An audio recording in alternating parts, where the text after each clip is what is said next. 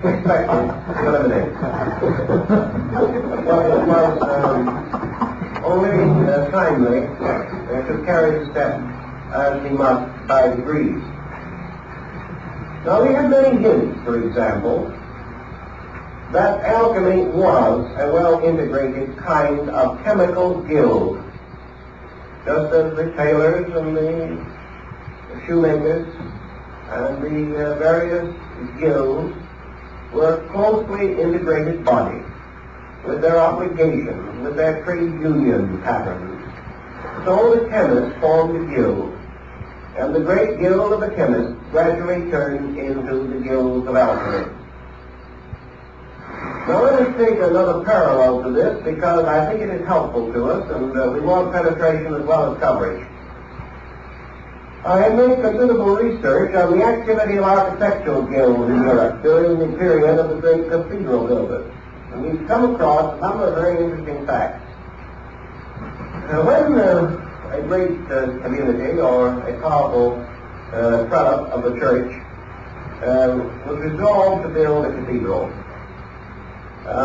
it was a great undertaking in those days. And if you visit the marvelous cathedrals at Chartres or Notre Dame or one of the wonderful churches in Florence, Verona, you will realize how great an undertaking these cathedrals really were.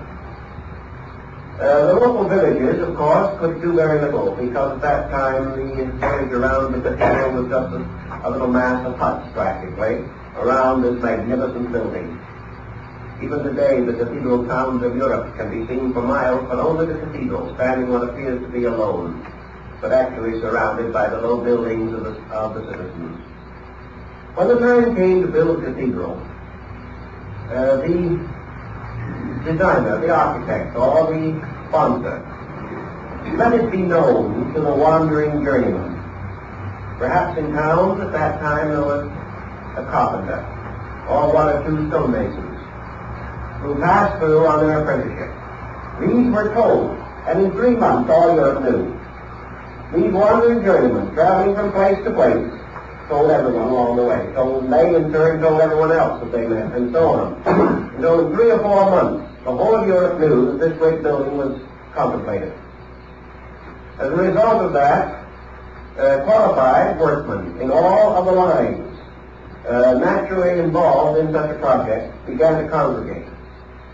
Now today we would say they would come and probably come up with their trailers or something of that nature and build a little community or something of that nature, or move into hotels and boarding houses. Such things didn't exist at that time. When these builders came, they brought their families with them, they drove their cattle, they brought all their worldly goods, because they never expected to leave that community alive. In those days, to build a cathedral was a matter of 200 or 300 years. These men and their sons and their sons' sons would work on that building. It would continue until it was finished. Under such conditions, these builders, some coming from countries that did not even speak the language of the land in which they were to work, did not mingle with the citizens, did not move into the community or the town. They built their own city, a comparatively permanent one. And in one of the cathedrals in which I made some research, we learned that a town composed of nearly 15,000 human beings was built in a few weeks on the site of the work. This town simply came into existence.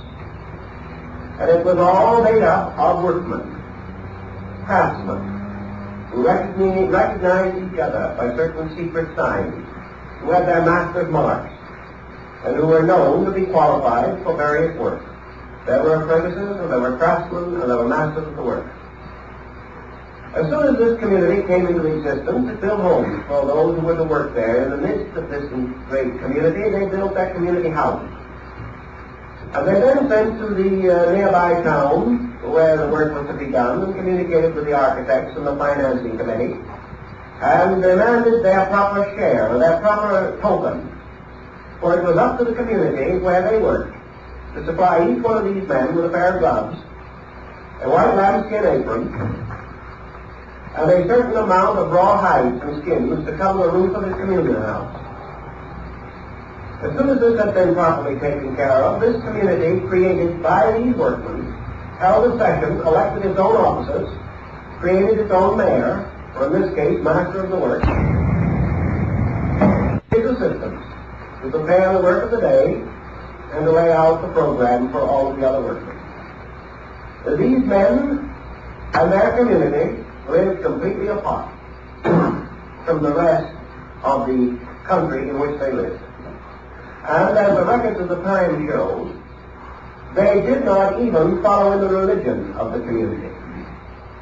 These people had their own religion, and several early fathers, writing of these communities of builders, shook their heads sadly over their quills and said that we think that some of them were not such good Orthodox Christians as they should have been. It's quite possible, because from the Near East came men who worked in silk and fabrics, came cutters of stones and gems. From North Africa came men skilled in design and artistry.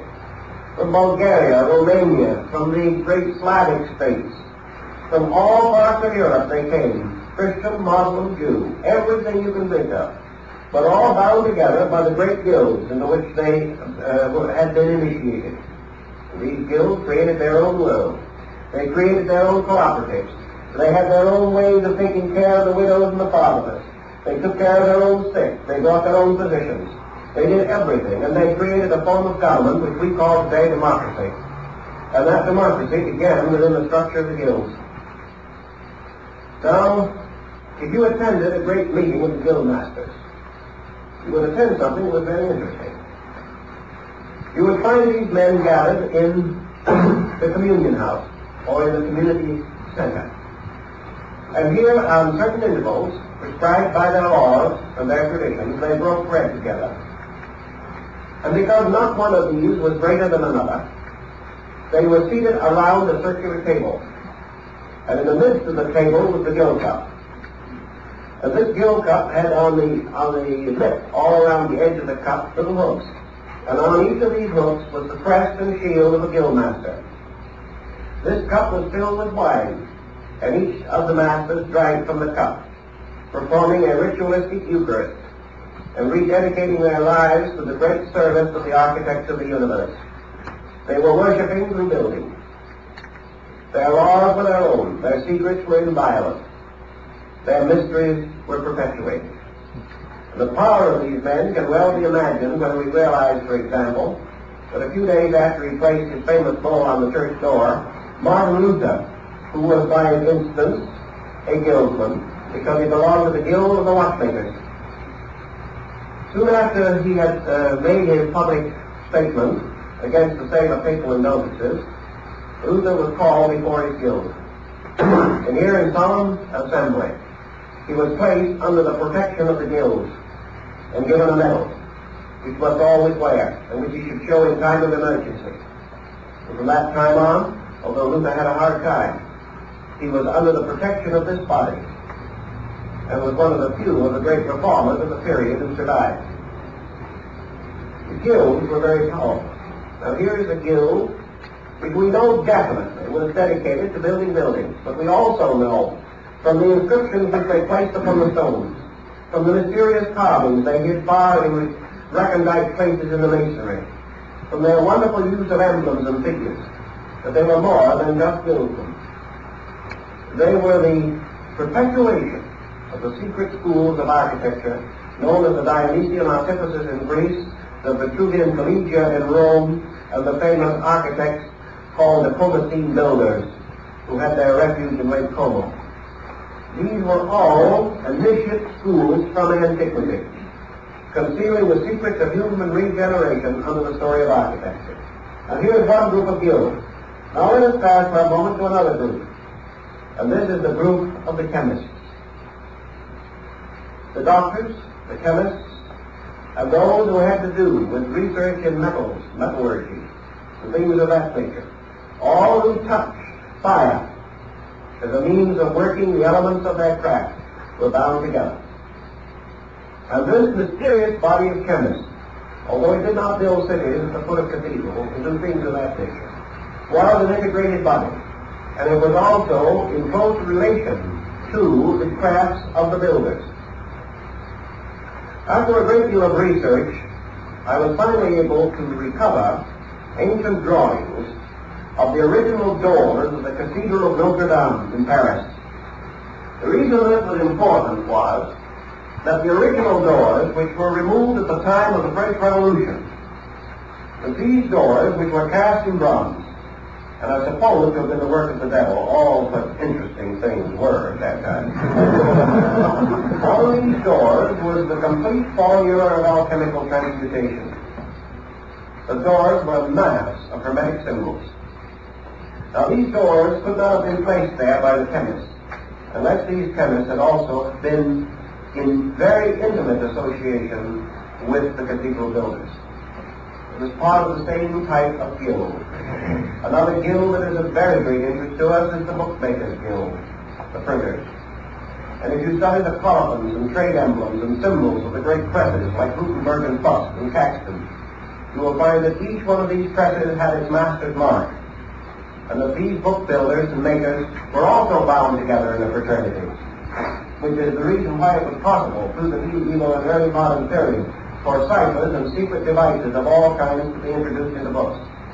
This could not have taken place had it not been for the guilds, this tremendous body of men who were bound together by a common purpose. And that common purpose was the restoration of the golden age in the world. And when we go directly and strictly into the alchemical symbolism, we come upon a number of intimations. And in order to trace these intimations, we have to go step by step to an inconceivable labyrinth of clues and hints, implications. We know, for example, that the term adept, as we know it in the West, is first applied to the alchemical masters. As the various building crafts elected a grand master, the alchemists elected or appointed or accepted into their bodies certain masters of their arts, whom they called adepts. In alchemy, this term has a very special and definite meaning. It should not be confused with the Eastern or Oriental concept of adept, or even the Rosicrucian or mystical concept. The adept was the master alchemist, or one fully possessed of the mysteries of the art. Now in the field of craft, you have the masters, the fellow craft, and the apprentices. In the alchemical guild, you have the adept, the illuminate, and the initiate. Those were the 3 degrees.